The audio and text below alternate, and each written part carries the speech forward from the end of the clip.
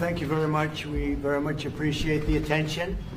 Today's a big day in that we had a G7 and President Macron was a very special man in my book. We were together. We did it together. And I think a lot of progress has been made. We've had some very good talks with Russia. We've had some very good talks with others, and we're trying to get the war ended with Russia and Ukraine. And I think we've come a long way in a short period of weeks. And the president's been very helpful also. And we're also talking about trade, various trade deals that we will be doing with France. And we'll be discussing a little bit further. Then we'll have a press conference later on. You can ask some questions. We'll be having a press conference in a little while. We're going to have lunch with the entire French staff, and we look forward to it. And again, the relationship's been very special with France and very special with this gentleman on my right. And we look forward to keeping that going for a long period of time. Thank you very much. Thank you. Thank you, Mr. President. Thank you. Thank you. No, thank you. I want to thank Mr. President for his hospitality. We had a good discussion this morning for the G7 here. Yeah. And for the third year of this war in Ukraine, and I think our common objective clearly is to build peace and a solid and long-standing peace. And this is what we will discuss, obviously, because I have great respect for the bravery and the resistance of Ukrainian people.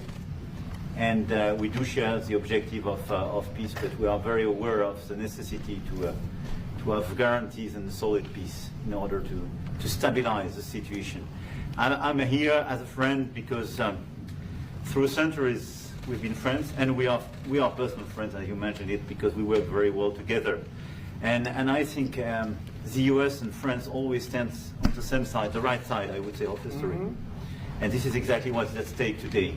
And this is a very important moment for Europe as well. And I'm here as well after discussions with all my colleagues to say that Europe is willing to step up, to be a stronger partner, to do more in defense and security for its continent, and as well to be a reliable partner and to be engaged on trade, economy, investment in a lot of topics. So I'm very excited by the discussion we will have, and obviously we will follow up.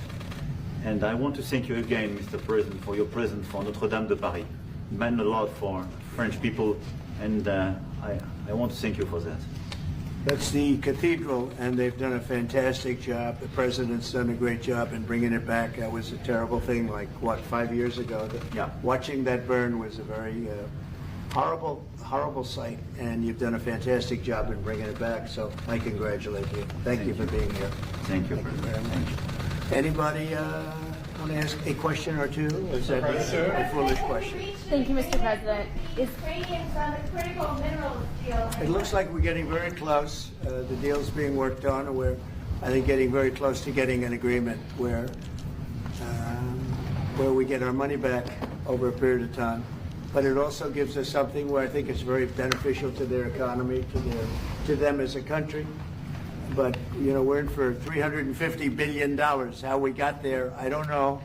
But that's a lot of money, a lot of money invested, and we had nothing to show for it. And it was the Biden administration's fault. The Europeans are in for about $100 billion, and they do it as in the form of a loan. And the Europeans have been great on this issue. They understood it wasn't fair, and we were able to work something out. But with the Ukrainians, I think I can say that we're very close. Scott's around here someplace, and I think we can say that we're very, hi Scott, I think we're very close. Do you have something to say about that, Scott? We are very close. The Good. 1 yard line. All right, good. Mr. President. What? Would a minerals deal include a security guarantee for Ukraine? Well, it'll be, Europe is going to make sure that nothing happens. I don't think it's going to be much of a problem. I think once we settle, there's going to be no more war in Ukraine, and you're not going to have it's not going to be a very big problem. That's going to be the least of it. Mr. President, we're hearing from some Greek media reporting that the U.S. has agreed to shut down a military base in Greece that's been a logistical hub for NATO. That who shut down? That the U.S. has agreed to shut it down at the request of Turkey and Russia. Is that at all true? Marco, do you have anything to say about that? Chris? Sir, that's a no. That's a no. Mr. President. Mr. Is it a President. no? It's a no, sir. It's not a correct statement. Thank you.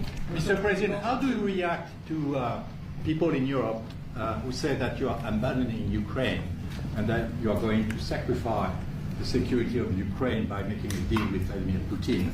No, we're helping Ukraine like nobody's ever helped Ukraine before. And I can say this, if I didn't become president, Ukraine would right now still be at a level where there would be no even thinking about a peace. And it was, it's a sad thing that this happened. This would have never happened, this war, if I were president. Zero chance. And it has happened. So my function is to get you out of the war, get them out of the war, let them live. It's a bloody war. It's a horrible war. Thousands of people are being killed a week. And I would say Russia, maybe 700,000 people. I think Ukraine probably a similar number. And that's not talking about the towns and the cities that have been blown up. That's talking about soldiers. This has been a horrible, bloody mess. And we're going to get it solved. We got to get it solved. And you know, we're not talking about America's soldiers, soldiers from this country. We're talking about Russia and Ukraine. But on a humanitarian basis, we have to get this very, very bloody, savage problem solved. And I will say this also, it could lead to World War III if it's not solved. You know, there'll be a point at which it's not going to stop at those two countries. Already there's such involvement from other countries. And it could really lead to a very big war, World War III. And we're not going to let that happen either. Would you support the idea to send European troops in Ukraine to back the ceasefire? European troops may go into Ukraine as peacemakers.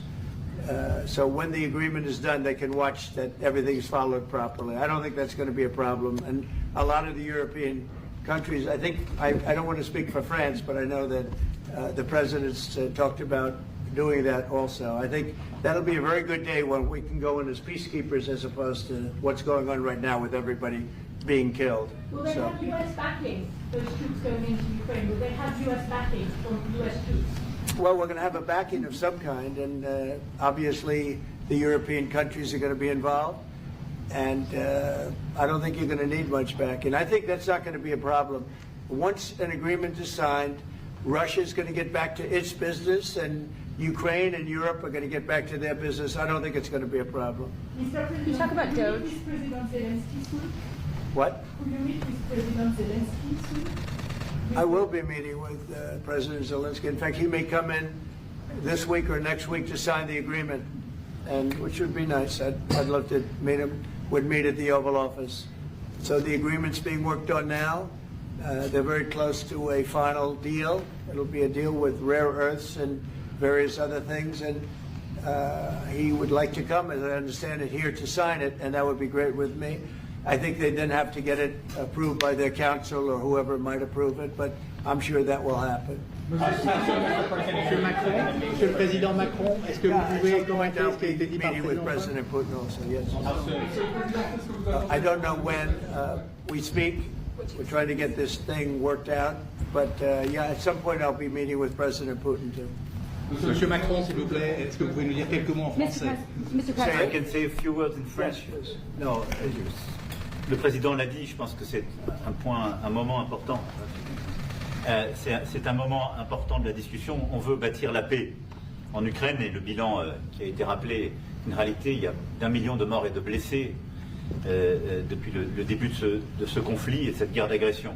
Notre volonté, c'est que cette paix dure parce que nous avons déjà eu un cessez-le-feu et une paix qui n'a pas été respectée. C'était les accords de Minsk, 1 puis 2. Et donc le corps de cette discussion, c'est de s'assurer d'abord qu'il y ait un cessez-le-feu, ensuite que les Ukrainiens soient impliqués. Et je pense que ce que vient de dire à l'instant le président Trump est très important, c'est-à-dire qu'il va rencontrer rapidement le président Zelensky pour signer cet accord sur les minerais critiques et les terres rares, et que c'est aussi un moyen d'avoir une implication américaine forte. Les Européens sont prêts à prendre leur charge. sous des formes diverses, de soutien à l'armée ukrainienne, de présence y compris pour s'assurer que la paix soit durable. Et l'implication dans la durée des États-Unis d'Amérique à travers cet accord est une bonne chose. Et donc tout est encore à construire. Et je ne veux pas préempter les discussions. Mais nous partageons le même objectif. Et ce qu'on a discuté ce matin, pendant une heure après la visioconférence ensemble, est-ce qu'on va continuer de travailler, et sont pour moi des bonnes avancées. Et l'annonce de... Est-ce que l'intégrité territoriale de l'Ukraine est encore un objectif crédible? Spoken about this just a moment ago.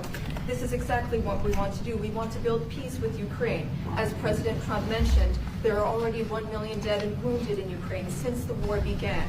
We had a ceasefire in the past that was not respected. This was under the Minsk Agreements 1 and 2. President Trump, as he said, will be meeting with President Zelensky to sign a deal on rare earths. And we are pleased to see this very strong American involvement. Europe, of course, also stands ready to support Ukraine in various ways, supporting its military. And we don't want to preempt any sort of discussions that are currently underway, but we do share the same objective of building this lasting peace. I just want to tell you a little story. So we were at the Eiffel Tower having dinner with your wonderful wife and with my wonderful wife, and we came out and he started speaking the French deal.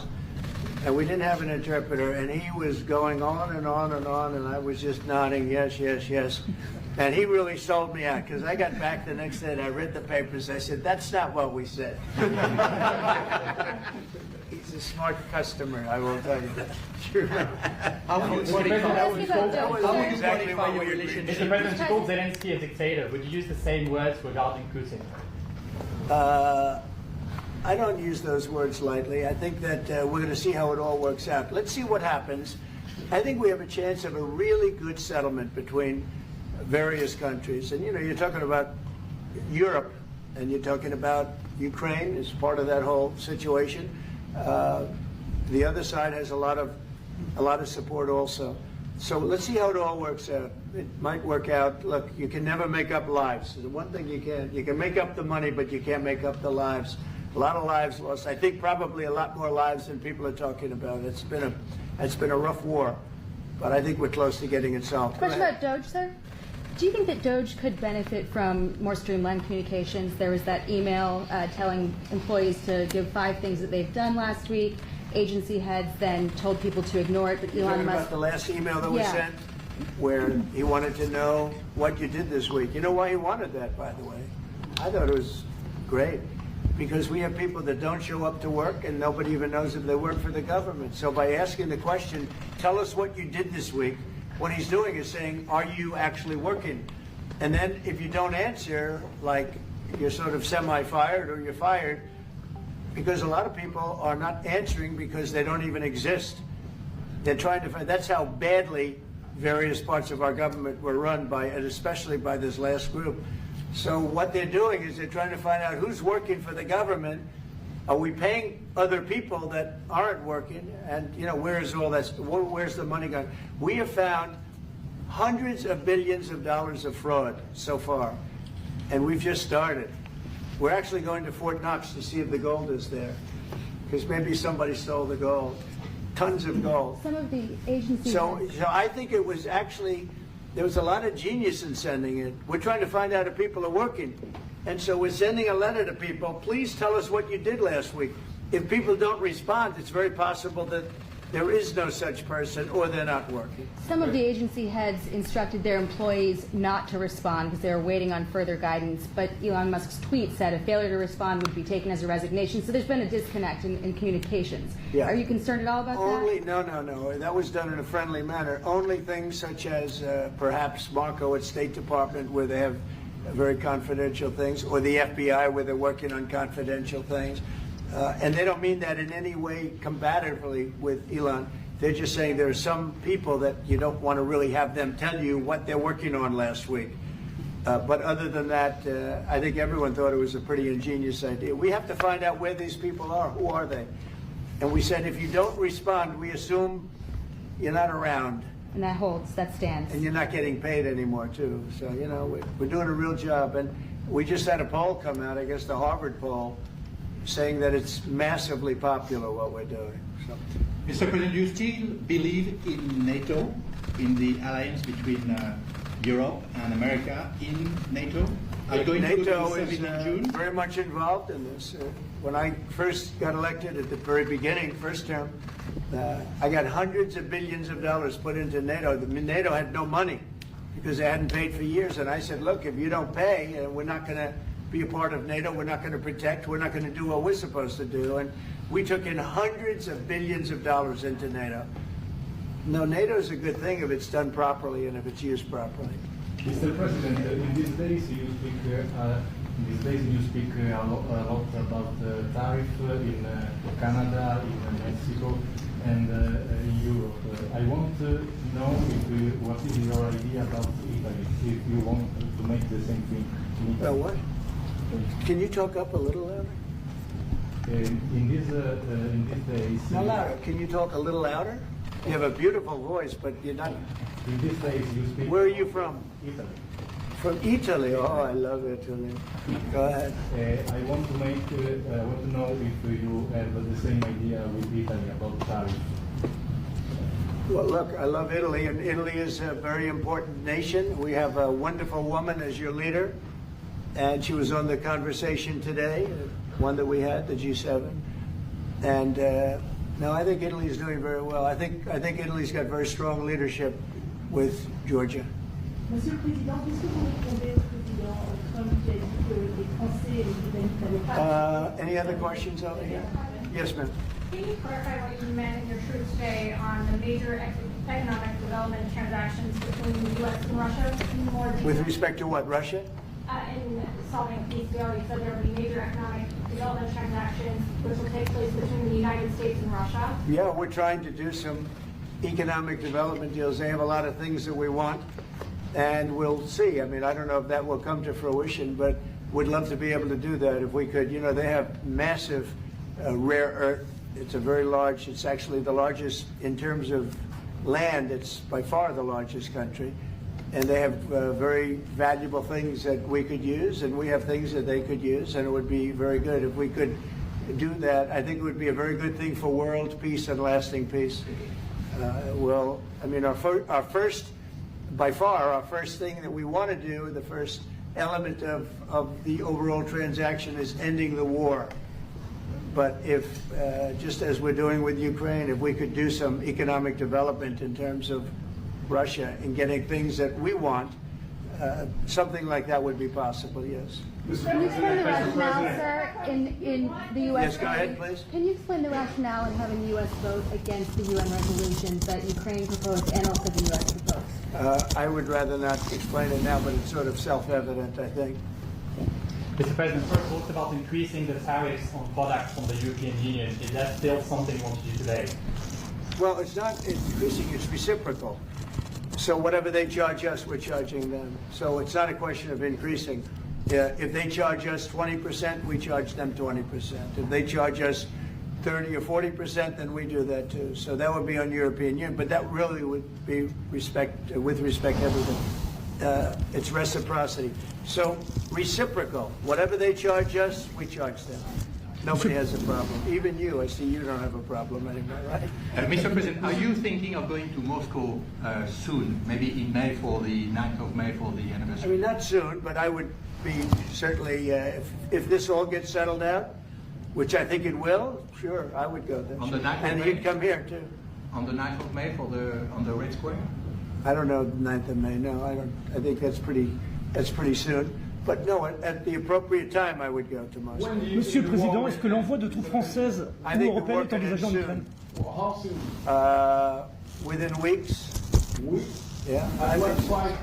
Don't you think so? I'd like to have you. I think we could end it within weeks if we're smart. If we're not smart, it'll keep going, and we'll keep losing young, beautiful people that shouldn't be dying. And we don't want that. And remember what I said. This could escalate into a third world war. And we don't want that either. Mr. President, your envoy Steve Witkoff suggested a temporary ceasefire in the conflict, but the Russian government has denied that out of hand. Do you worry that they're not dealing in good faith? No, I think they, at some point, will agree to that. I think they probably wanted to. And I think once you have a ceasefire, it's going to end. because they're not going from a ceasefire back to war. I think people have had their full. I'm just glad I was able to help because there was no communication with Russia until I came along. Biden didn't communicate. He couldn't communicate with his own child. So Biden didn't communicate. He couldn't. It was terrible. He hadn't spoken to Putin in 3 years. You're trying to end a war. People are being killed. Every week, thousands of people are being killed. Soldiers, in this case, mostly. Also towns, you know, as missiles go in and back and forth. No, it's a shame. This should have never happened. This is a very sad, this is going to go down in the history books. This is a very sad moment because that should have been stopped. That should have never started. And if it did start, it should have stopped the first week, not 3 years later. Okay? Je vais répondre, if you allow me, because je pense que plusieurs questions de vous et de votre collègue qui ont été posées en français et qui rejoignent les questions posées par les collègues américains. D'abord, cette discussion est utile et construire la paix est une nécessité.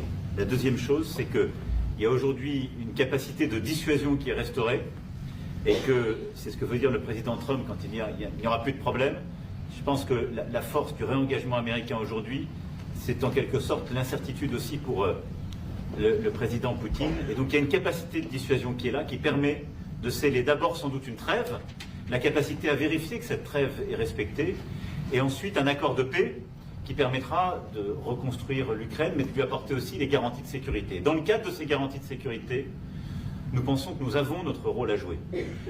Et donc, on verra à ce moment-là de la discussion, je ne veux pas la préempter, ce qui est nécessaire pour que l'Ukraine puisse rester un pays souverain. Et d'ailleurs, dans les discussions entre l'Ukraine et les États-Unis d'Amérique, il y a cette question d'une souveraineté ukrainienne qui est respectée.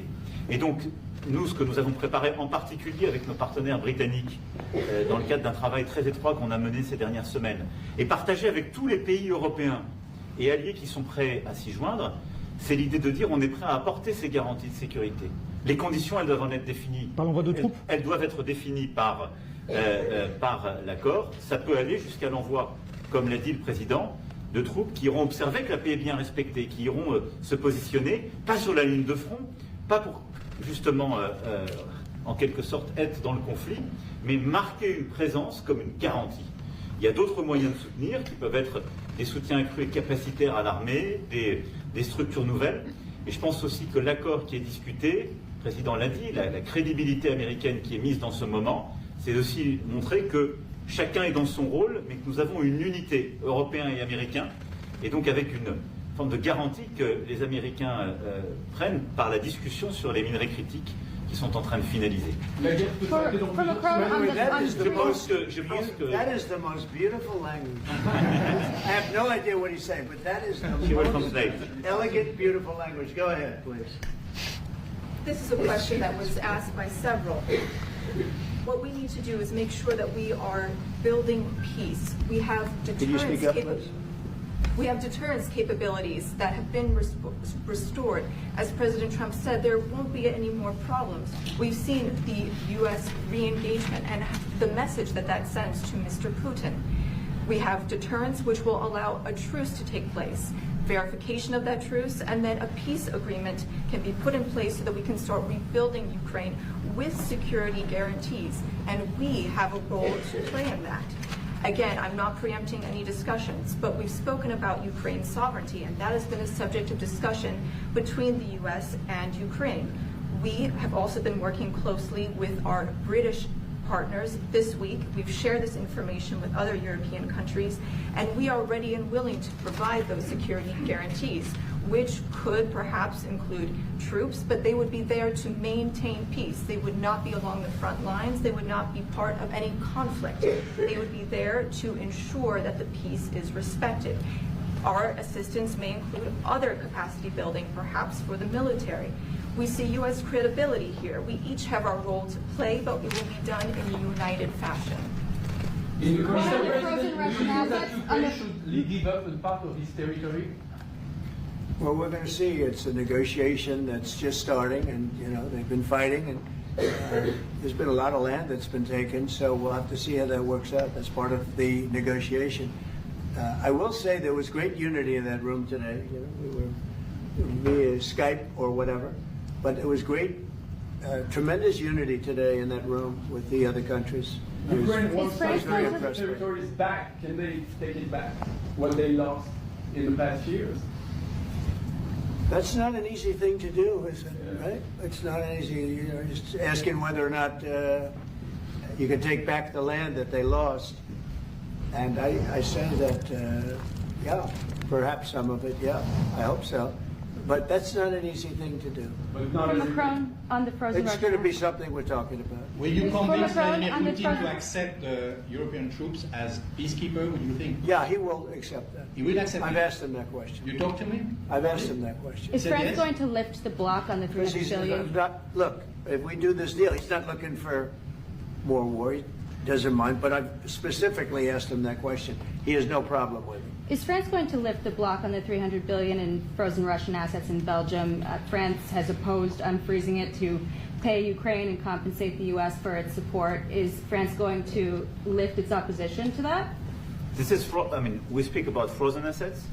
We already used them to back precisely the loans negotiated at the G7.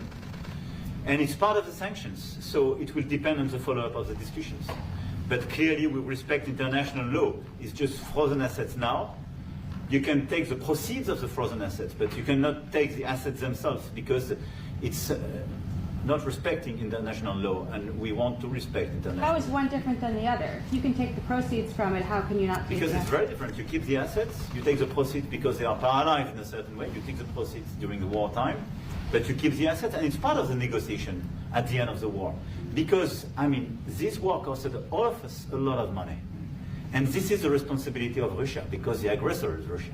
Should the U.S. be compensated? So at the end of the day, this frozen asset should be part of the negotiation, all in all.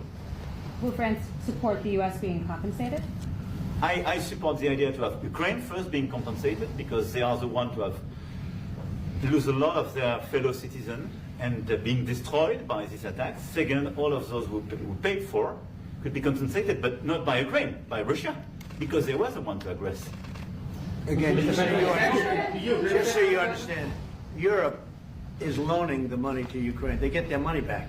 No, in fact, to be frank, we paid 60% of the total efforts, and it was through, like the US, loans, guarantee, grants, and we provided real money. To be clear, we have 230 billion frozen assets in Europe, Russian assets, but this is not as a collateral of a loan because this is not our belonging. So they are frozen. If at the end of the day in the negotiation we will have with Russia, they're ready to give it to us, super. It will be loan at the end of the day and Russia will have paid for that. If you This is my believe wish. that, it's okay with me. Mr. President, They get their money back, we don't, and now we do. But, you know, that's We will only fight fair. both. Mr. President, do you think Russia should be the one that pays everybody back? Are they the aggressors? Well, we're negotiating everything, and everything's on the table, and we'll see if we can get some land back, and we'll see about a lot of different things. And we're going to be making a little speech and say a few words in a little while. We're going to have another meeting, a luncheon meeting, and we'll see you in about 2 hours. Okay? Thank you very much, everyone. Thank you, Fred. Thank you, Fred. Moving out. Let's go. Let's go. Moving out, cameras. Thank you very much. Thank you. Thanks, guys. All right, headed out this door right here, right here. We're moving out. Thank you, sir. It's good to see you. Right here. Thank you, Mr. President. Good to see you, sir. Cameras, out the door. Thank you. Let's go. Out the door. Thank you. Moving out. Let's move. Moving out. Thank you.